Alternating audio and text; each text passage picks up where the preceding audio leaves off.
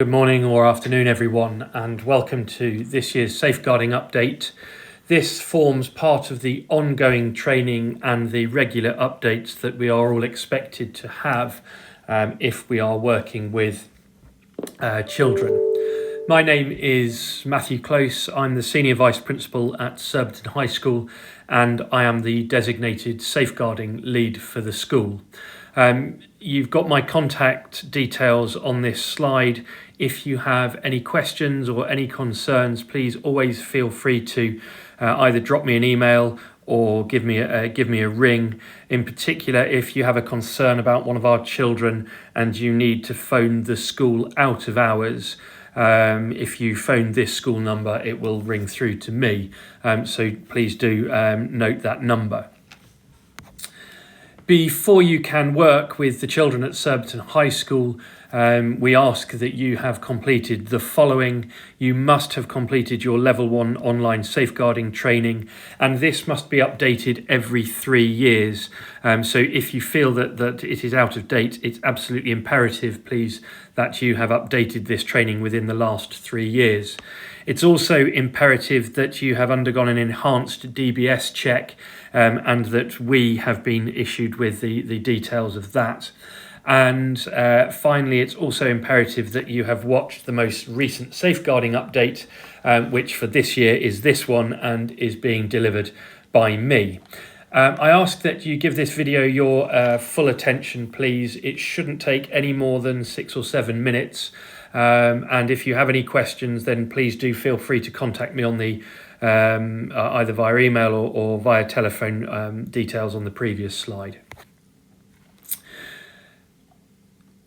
You should have received from the office a copy of the safeguarding booklet. I've updated it for this year. If you haven't received one of these already, please don't worry. Copies will be available for you. And I would encourage you to keep a copy of this in your coach, as it gives you my contact details should they be needed, and also what to do if you have a concern. Just a reminder of how we can define safeguarding. Safeguarding is the protection from maltreatment, preventing impairment of health or development. It is allowing children to grow up with provision of safe and effective care, and it's taking action for all children so that they can have the best outcomes. It is child protection sits within safeguarding. Child protection is when we have identified that a child is suffering or may be at risk of suffering significant harm of abuse from a third party. And this is just a quick slide to show you everything that we do here at Surbiton High to make sure that our children are safe in our care. So we have a programme of induction and training for staff, which is the bottom right-hand piece of the jigsaw. And that's what this is part of now. You will know that we have a written safeguarding policy, which is available on our internet for anybody to see, and that we do have all of the other pieces of the jigsaw in place. There is a whistleblowing policy within the school, and you will have one within your own organisation as well. So this is everything that we do to ensure the safety of the children in our care. A quick reminder that safeguarding is everybody's responsibility, and you are responsible for ensuring that your learning environment or the coach is a safe one for the children in our care. You may or you may not know that the school has to abide by various statutory documents. The particular one with regard to safeguarding is keeping children safe in education. It was updated for this year, and the most recent update came into effect on the 1st of September. So all of the training that we do from the school and all of the guidance that comes from the school has its root in this document here. And as I say, it's updated every year, which is why we need to do this updating training every year also. Just a reminder of how you may find out that a child is suffering. It may well be something that you see. It may well be something that you overhear. A child might come and say something to you, or you may hear them chatting away on the bus to their friends.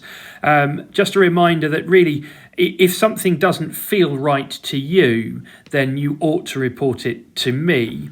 And something that you will get to know the girls, if you don't already, very, very well. You will see that you'll be the first person that they see from the school, and often the last person they see from the school. It is likely that you will notice any changes in behaviour.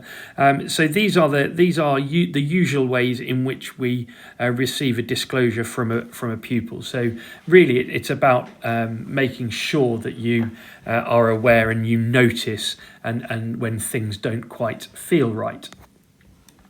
A reminder of what to do if you do have a disclosure from a child, or indeed if something does not quite seem right. So if one of our pupils, a boy or a girl, comes up to you and asks to tell you something, it's really important that you stay calm and that you reassure the child that they've done exactly the right thing in telling you. It's absolutely vital that you don't promise any confidentiality. You cannot keep a secret, and the children must know this. So if they come up to you and ask for you to keep a secret, you must say, you can tell me anything that you wish, but I can't promise to keep it a secret. It's important that you tell the child what you will do with the information that they give you, and that you tell them that you will pass it on to me. You must allow the child to talk, please. You must not ask any leading questions. Don't try to put things in their mouths, words into their mouths. Just make sure that you listen carefully to what they are telling you, and then write down whatever it is that they are telling you, please. It's important that you don't investigate. You don't ask their friends about it. You must not do that. Please just pass on any concerns that you have to me. And as I say, when you're writing it down, please use the child's own words. It doesn't matter what those words are, but please use the child's own words, not your interpretation of those words. And write down as much as you can, and then drop me an email or ring the school, noting that you need to talk to me for a safeguarding reason.